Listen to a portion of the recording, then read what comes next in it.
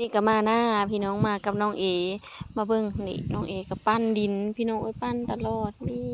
ปั้นยังลูกปั้นยังปั้นยังนี่นะได้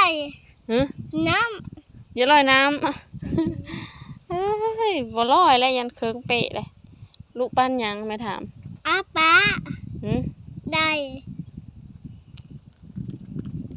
ปั้นมักปั้นพี่น้องไว้ปั้นตลอดลูกชายก็ได้มาหน้ากับเพิ่นมื้อนี้ซุงนี่ก็อันแถวบ้านเสาค่ำกับเขาเฮ็ดกากันละได้พี่น้อง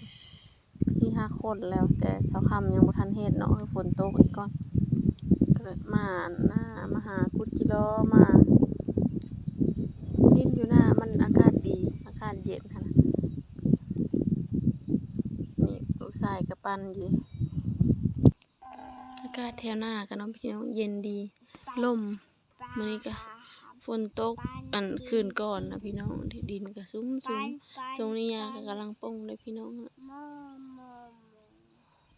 ออกมา2 แม่ลูกพี่น้อง2 คน